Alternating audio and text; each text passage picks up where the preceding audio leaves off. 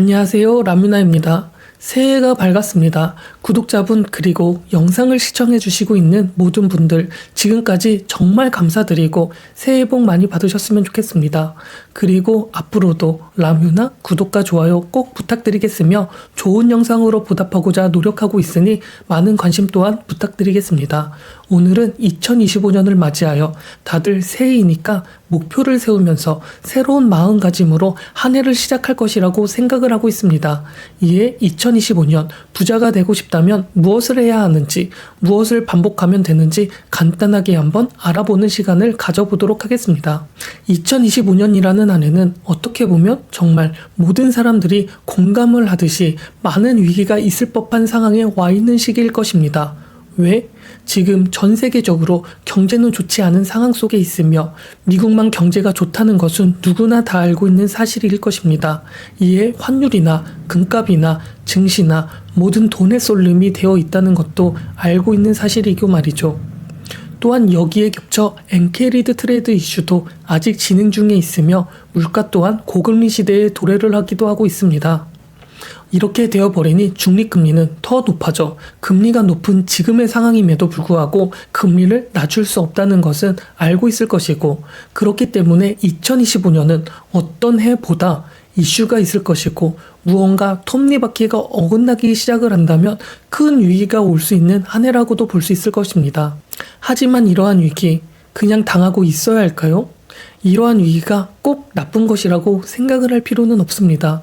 왜냐하면 이러한 위기를 알고 이용을 하면 더 큰 부를 이룰 수 있게 되는 법이니까 말이죠. 그렇기 위해서 우리가 감기에 걸리면 예방주사를 맞듯이 이러한 것도 예방을 하는 시나리오를 쓰는 습관을 길렀으면 좋겠습니다. 그렇다면 2025년에 부자가 되고 싶으면 10가지만 무조건 반복을 하면 되는데 그것에 대해서 한번 알아보도록 하겠습니다. 첫 번째는 바로 수익률 1%를 올리려고 노력을 하는 것보다 쓸데없는 곳에 돈을 덜 쓰는데 노력을 해야 한다는 것입니다. 제가 부자가 되는 영상에서 계속 반복적으로 이야기를 하고 있는 것이 있을 것입니다. 바로 절약이라는 것입니다. 이 절약이라는 것은 수익률 100%를 올리는 것보다 더 훨씬 큰 수익률을 줄 수 있다는 것은 이제 알 필요가 있다는 것입니다. 이 절약에 관한 영상은 많은 분들에게 공감을 받고 좋은 조회수를 찍었는데, 사실 우리가 생각보다 유튜브를 보면서 혹은 모바일로 영상을 보는 시간도 많고 기사를 보는 시간도 많을 것입니다. 이렇게 주식이나 부동산이나 비트코인 같은 소식도 발빠르게 알 수 있는 것이라는 것이죠. 그러면 누구는 큰 돈을 얻었다, 이러한 영상에 혹하면서 보게 되는 것이기도 하고 마음이 조급하게 되어버리기도 할 텐데, 이러한 것들을 멀리 하시면서 절약이라는 것에 가장 근본적인 곳에 초점을 둘 필요가 있을 것입니다. 이렇게 절약에 초점을 두어 돈을 모은 후 그 다음에 이러한 영상도 보면서 투자에도 관심을 가져야 한다는 것입니다. 그렇기 때문에 첫 번째는 무조건 절약이 될 수밖에 없을 것입니다.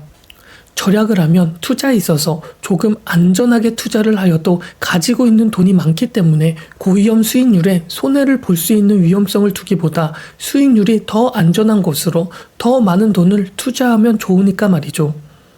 즉 1억으로 1%의 수익률을 얻으면 100만 원이고 1000만 원으로 10%의 수익률을 얻어도 똑같이 100만 원인 것입니다. 그러면 1% 안전한 수익성을 얻는 것이 현명한 방법이고, 그렇게 1억이라는 큰 돈을 모으기 위해서는 절약이라는 게 가장 핵심적인 요소라는 것을 알 필요가 있다는 것입니다. 그리고 두 번째는 바로 딱 두 종류의 사람만 존재하고 있다는 것을 알 필요가 있을 것입니다. 두 종류의 사람 중 첫 번째의 사람은 저축을 하고 남은 돈을 쓰는 사람이고, 두 번째 사람은 돈을 쓰고 남은 돈으로 저축을 하는 사람일 것입니다. 여기에 영상을 보시는 분들은 어떤 사람인지 확실하게 인지를 하실 필요가 있다는 것입니다. 여러분은 어느 종류의 사람에 속하고 있을까요? 이 어느 종류에 속하느냐에 따라 인생은 바뀌게 될 것이니 2025년 새해 계획을 세우면서 반드시 이 두 번째 기억을 했으면 좋겠습니다. 이렇게 저축을 하고 남는 돈을 쓴다는 생각을 잊지 마시고 주입하셨으면 좋겠습니다. 그리고 세 번째는 소비라는 것을 잘 알 필요가 있습니다. 우리는 죽기 전까지 계속 소비를 하면서 세금을 내야 하는 것을 알 필요가 있다는 것이죠. 죽는 날까지 말입니다. 그렇기 때문에 우리는 죽을 때까지 돈을 안 쓰는 것은 어려웁니다. 숨이 붙어 있는 한 소비는 당연하게 된다는 것입니다. 이것을 잘 이해하고 이것으로 소비를 어떻게 최대한 죽기 전까지 어떤 습관을 잡으면서 살아가는 게 맞는지 가치관을 바꾸셨으면 좋겠습니다. 요즘 욜로라고 하면서 인생 언제 죽을지도 모르면서 소비에 대해서 함부로 쓰면서 앞으로에 대한 생각을 잘 안 하는 사람들이 늘어나고 있는데, 우리가 죽을 때까지 어떻게 해서든 무엇을 해서든 소비라는 것을 할 테니까 그 소비를 이어나가기 위해서 필요한 돈이 나중에 없다면 어떻게 될 것인지, 필요할 때 써야 하는 돈이 없으면 어떻게 될 것인지 잘 생각을 하면서 소비를 잘 알았으면 좋겠습니다. 그리고 네 번째는 본인이 어떤 사람인지를 알 필요가 있습니다. 내가 어떤 사람이고 어떻게 소비를 하는지, 무엇을 필요로 하는지, 그러한 것들을 체계적으로 알 필요가 있다는 것입니다. 절약이라는 것, 소비라는 것, 이러한 것들의 가장 기본이 되는 것이 본인을 아는 것일 것입니다. 본인을 잘 알고 파악을 잘 하면 어디에 지출이 발생하는지도 알게 될 것이고, 이러한 단점을 명확하게 알게 된다면 여기서부터 해결 방안이 모색이 되어 조금은 더 좋은 소비와 저축을 이어나갈 수 있게 되어버립니다.